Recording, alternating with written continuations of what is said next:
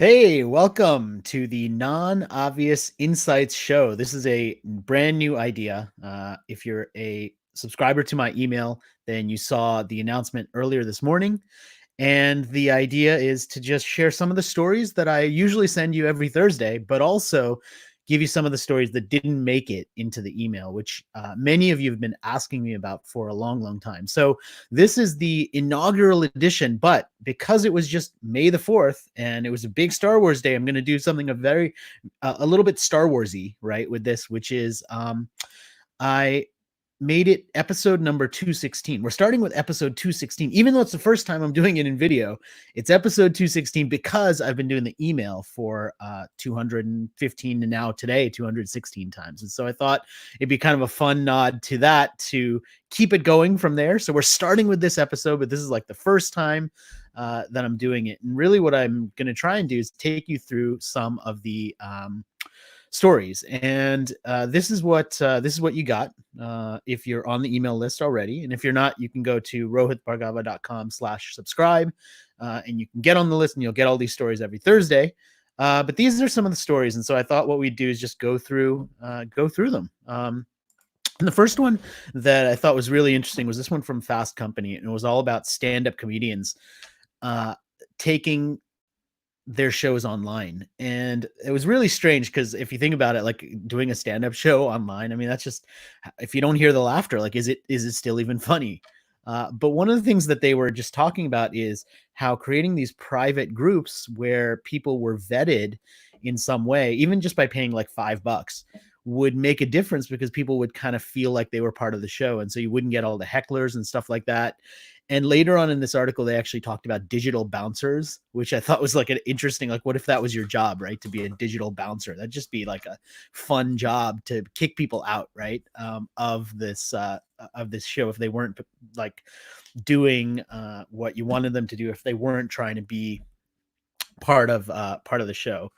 So this story was just really interesting. It was just kind of talking about what it takes to move comedy online. It sort of made me think about the origin of the laugh track. And if you know that whole story, which is this really interesting story about like TV moving into comedy. And when you didn't have the theater and you weren't in the show, you wouldn't necessarily know what was supposed to be funny. And so they had to create this laugh track to make it funny. So that was just like an interesting one. So the next one that I kind of liked was this like story about like we see all of these celebrities with their bookshelves behind them when they're all doing these live shows, and I know you could see my books behind me, and so one of the things that I thought was interesting is just like, what do those books say? I've been thinking that for a long time. What do they say about you? And yeah, because I'm an author, like, of course, I look for my book behind people's bookshelves, and I don't usually have that great luck, like seeing my book there. Unfortunately, I guess celebrities aren't. I'm not on the reading list of celebrities yet, but I thought this article was really interesting because it was just taking a look at the books behind people and sharing what they were, and just looking at what they might say about those people, and it's just something interesting for all of us to think about. I think because we're all on these Zoom calls, a lot of times we have a bookshelf behind us. What do people see there? Like, what do those books say? And I kind of put a little dig in there, which you may or may not agree with, and definitely post a comment here, and I can, I could say, oh yeah, see, there you go. So, some of you, I guess, some people do arrange their books by color, and maybe that's useful, and maybe you could pull them off. I could never do that. So like in a future show, I'll show you what my whole, what you can see behind me is like one of the bookshelves, but what you can't see is off to that side. There's like a floor to ceiling, like tons and tons of books. And so I'll show you kind of what those are organized with. Maybe we'll do like a quick tour in like a future one. But for right now, I'm going to keep this camera stationary because I don't actually know how to do any of that. I'll figure that out eventually. But the other thing that I thought was interesting was this article from my friend Tara Hunt, who on LinkedIn posted about just this necessity for us to feel like we're performing all the time. And I've been thinking a lot about that now, like with something like this. And it was funny because, I mean, I've written, some of you have probably read, like I've been writing about virtual presenting and what it takes to present virtually. And a lot of my friends who are speakers, like they've created these home studio setups and they're essentially like performing and they stand up. And so far, I kind of like the idea of sitting down because I can sort of lean in. It maybe feels a little more personal, and so I've done a lot of these talks so far, and I've pretty much been sitting down most of the time because I kind of like that vibe. So I don't know. I mean, it's just a personal preference, I guess, but I just thought it was kind of cool. Like, just and that's her point here. Just like we don't need to perform all the time. Like, let people behind the scenes. Like, it's okay. Like, give them a chance to. I mean, yeah. Right before we went live stream, like we yelled at the kids to make sure that they didn't scream, because you probably don't want to hear that, but like, who knows? Maybe they will, maybe they won't. Like, it's kind of in the background. So they probably won't run onto video, but that's kind of how it goes. Right. And I just thought that story was really interesting. Um, this one I thought was fascinating, and it was on Fox News. And I think that one of the things that I often tell people is you got to look at news sources from many different places. And so, yeah, I subscribe to Fox News. I subscribe to all kinds of news. And this was really interesting because it was a story about the people that a lot of times I think we don't necessarily understand or get, which is like lots and lots of uh, misunderstanding. And what this whole article is about is, these people that don't think that they need to be quarantined, that they think the whole thing is overblown, that they're just like, they don't buy it. They're like, look, we don't think as many people are getting sick. We think everybody's panicking, and we think that the worst thing is to live in fear. And that's basically what this article is all about. And I thought that it was just an interesting exploration of like what that perspective is. I mean, here's one right at the end of this article. They talked to a New York City resident who asked to remain nameless, who says that his neighbor and their 11-year-old son haven't left the apartment at all except to get food. And the resident fears for the child's welfare, and he doesn't know what to do. And this kind of fear is pervasive in Manhattan. And the whole title of the story is about like mental health. So it's just like really a different take than what a lot of the media that I tend to consume has. And I just thought that that was really funny. So let me just do a quick check on some of the comments here. Pam, oh, awesome to see you. Oh yeah, I know Jenny. Her shelves are beautiful, and I'm sure she actually does read her books, but I don't know, I can't get behind it. I just can't. Those colored organizations for bookshelves, I can't do it. Yeah, and if you are watching, like, let me know where you're watching from. We got somebody from Vancouver, New York. So we just had this Manhattan one. Megatrends pillow, yes, indeed, a branded pillow. I will show you. We did them actually for a trade show. It was a lot of fun. Hello, Sacramento. Awesome. So you guys are earlier in your day. Thank you for joining. Joseph, awesome. And big shout out to Joseph. He is one of our Idea Press authors that just won a big award, the Independent Press Award, for his book, Built to Suck. So congrats on that, my friend. Really good stuff. I didn't quite make it into my email, but really awesome. Cool. So let's keep rolling through some of these stories. This one I thought was great from Mark Manson. He's the same guy who wrote, what was it called? I'm blanking on the name, something. It's probably down here at some point, but he's a great writer.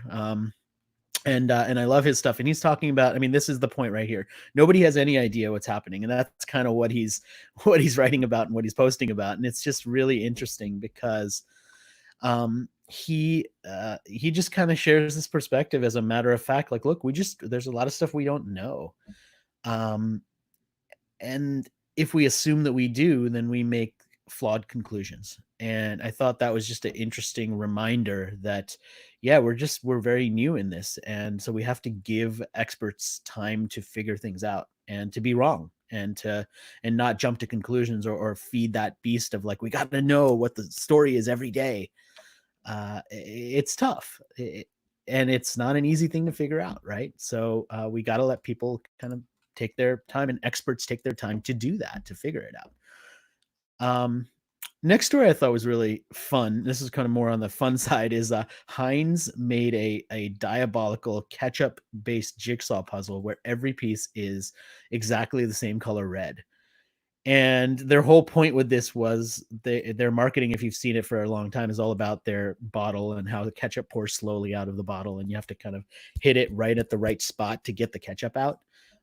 And they actually have, many of you probably already know this, but they have the number 57 printed on the glass bottles, and that's the spot where you actually have to hit it to get the ketchup out, right? So that was like their backstory behind Heinz, and now they have this perfectly slow moment where they're giving away these puzzles. And I think it is just in Canada. Actually, it's not a U.S. based thing; it's a Canadian based thing. But it was just really fun, a fun promotion, and I was just picturing how awful my life would be if I had to make a puzzle like this. I mean, I don't think I'm a patient guy generally, but I don't think I have the patience for this. I really don't.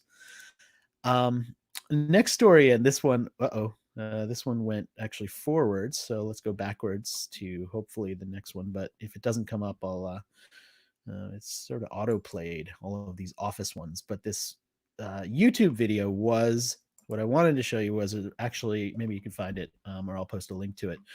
It was Michael Scott, Steve Carell, in a new show which is coming on Netflix at the end of the month, which I'm super excited about, called Space Force. And that was just like a really fun one. Let me just go all the way back and maybe I can pull it up. So yeah, here you go.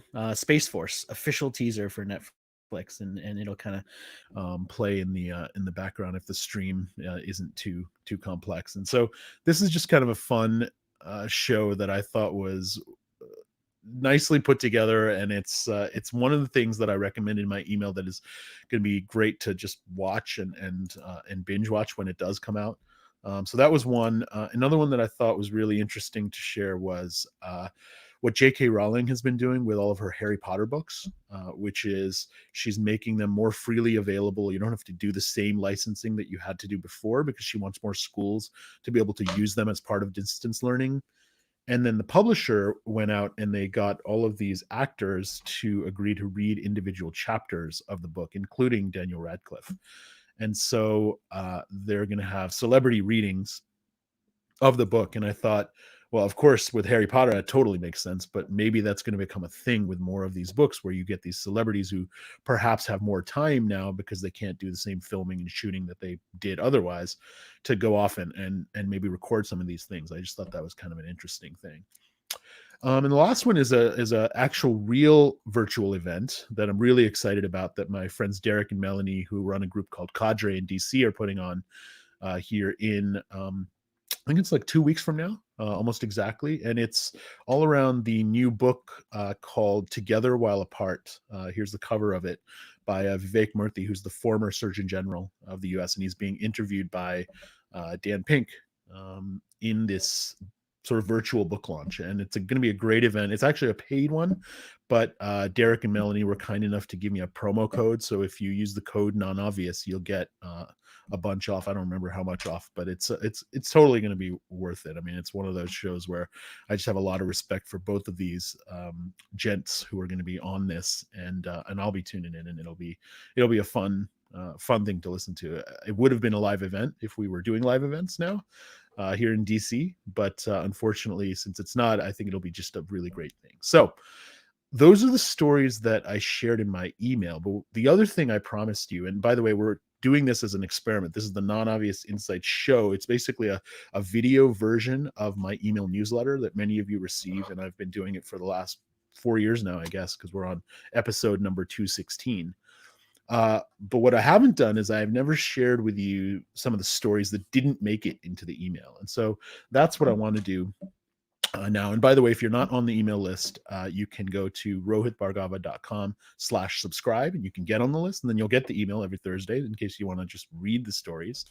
And if this works, then I'll sort of share this take with you as well. So let's talk about some of the stories that didn't make it. And this is the tool that I use. It's called Pocket, which some of you may be familiar with. And these are some of the stories that didn't make it. And I'll just take you through a couple of them just with a highlight. So this one was kind of fun. It's NASA's working with Tom Cruise to actually film a show in outer space.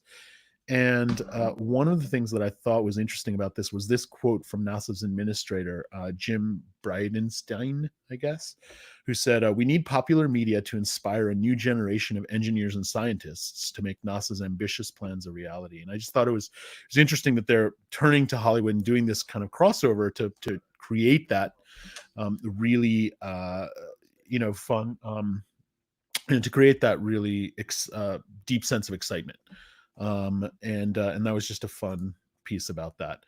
This was sort of the perfect example of the sort of stories that I often see, and end up spending a lot of time on, because this was a great story about Galileo, and he's got this famous quote that he says at a certain point in history. He says, "And yet it moves," when he was being vilified for saying that the Earth revolved around the sun instead of the other way around, and he got into a lot of trouble for that historically. And this is just this really long, deep article about this hunt that this writer goes on when he's writing a book about Galileo, to find out if he actually did say that, or if it was just made up later on, if it was apocryphal. And what he finds out here is, to make a very long story short, with help, he tracks down the living grandson of somebody's niece, and then he goes and follows this thing. And it was just like, to me, this was like the perfect example of a story that you just read when you have a little bit of extra time. I couldn't really make it something super timely or relevant to share in my email, but it's the sort of stuff that I often see. And you never know. I mean, sometimes something like this turns into a story that I would tell.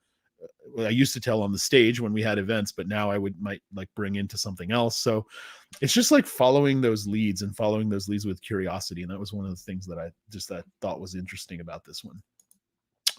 Uh, this story was really interesting, and it's something that I've kind of written about in the past, and so I didn't include it this week. But it was from the Atlantic, and it was a story about how the countries who have female leaders seem to be responding better to the pandemic. And a lot of those stories are very pro female leadership.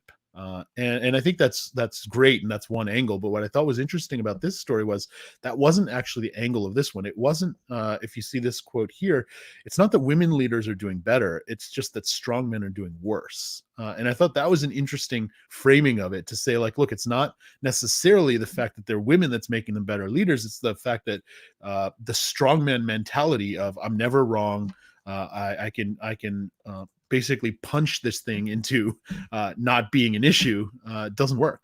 And so the leaders who take that mindset are the ones that are responding less effectively. And I thought that was an interesting take on it. And so this is a great article from the Atlantic, worth reading for sure.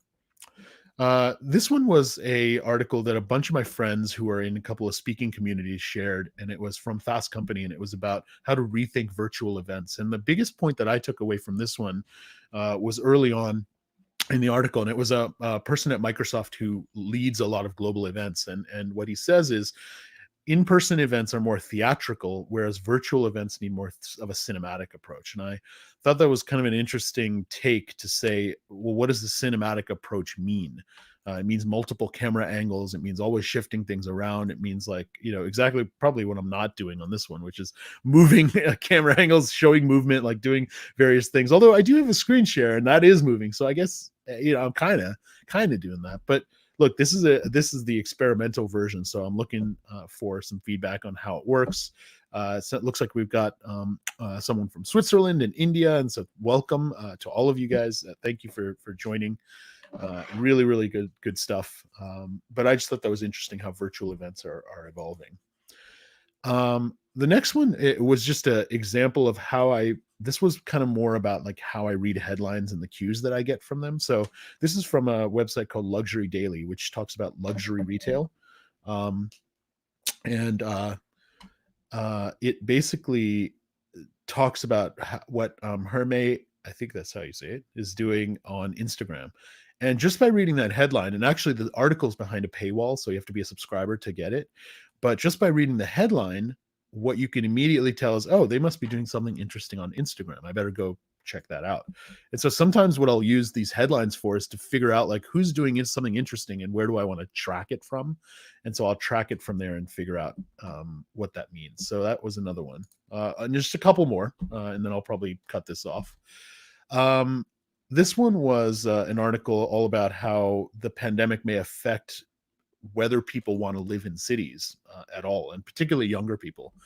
And I think for a long time, younger people have been the ones who have really kind of driven the reinvention of cities to some degree because of that urban living. And this article is just looking at longer term what the shift might be. And I think that one of the things I've really started doing a lot, I think, during this time when we're sheltering at home and on lockdown, is I've been looking at reading science fiction or books or things that look at the far future, because it's the type of futurist work that I don't usually do. I don't usually look that far into the future, but I just find it interesting to say, like, well, okay, after these couple months, or even after this year, like what's going to happen next? And I find that there's a lot of value in reading some of these things and some of these insights from people like that to just kind of think about that. I don't know what's going to happen, but I know that I can.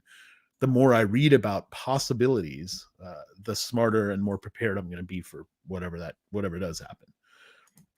Um, this article was interesting from the Guardian, and it was a perspective from a mom who said now that they're staying at home, she feels like she's kind of reverted back to a different world, to the 1950s housewife world.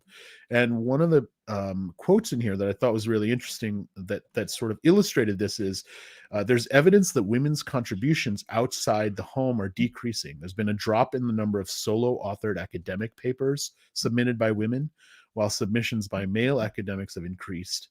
And similarly, the majority of foundations work is being carried out by men because a lot of the women are spending more time at home. And I thought that these numbers and the way that this is playing out, as opposed to just a human interest story, like I kind of thought this was an interesting uh, evidence of something that may be uh, may result in some longer term shifts too. So it's something I'm watching, and I just found this article kind of interesting for that, and so that's why I saved it.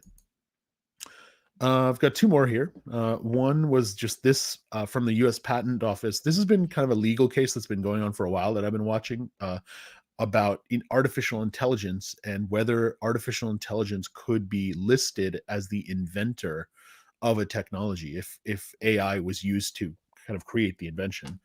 And now the patent office says that AI can't be the legal inventor, and so it was sort of a, it'll probably keep going on, but it's one of those debates that's been going on for a long time. um and so it was just kind of an interesting article there. So and oh, I think that was the last one. So let me switch back to full screen. So that was the experiment. Let me go through and kind of look at the comments. I see Amrita there. Hello, Debbie. Hey there. Facebook. Some of these, by the way, I when I'm using this tool, some of them don't come through with your name. It just says Facebook user. So I'm sorry if I can't address you by name, but some of them just don't come through that way. But I see big fan. Don't know how to pronounce your name. That's easy one. So it's Rohit, like row a boat and then pow, Rohit. So super easy. That's how I tell people at conferences to say it so that they remember, because it's the visual, of the boat and the punching, but maybe a little more violent than I should go with, but whatever. Those are the stories. Please, if you're not subscribed to the email list, go to rohitbhargava.com/subscribe. If you have any feedback to maybe make this better, because like I said, it's the first time that we're doing it, and even though it is the inaugural edition of what I'm now calling the Non-Obvious Insights Show, and it's episode 216 because the email's been going for 200 plus weeks. I think that it will just be a regular thing if it works. So anyway, this was an experiment. Thank you for tuning in. And if you are on Facebook and you enjoy being part of our community there, thank you so much. If you're not, we have a group called the Facebook Non-Obvious Nation. So you can join there, share insights with everyone else. This is live streaming there as well as a couple of other places. So thank you for everyone.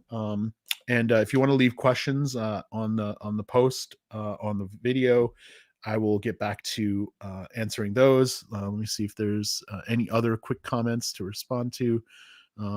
Debbie, thank you so much. So kind of you. I really appreciate you. Thank you. Brazil, obrigado. Thank you for joining. I love you guys. I can't wait to be back in Brazil again. Thank you to all of you who've been listening. I really appreciate you, and I hope that we get to see each other at an event at some point in the future. And happy Teacher Appreciation Week too, which my wife was telling me she's a former teacher, and also because teachers are awesome. So celebrate, be together, be non-obvious, and thank you.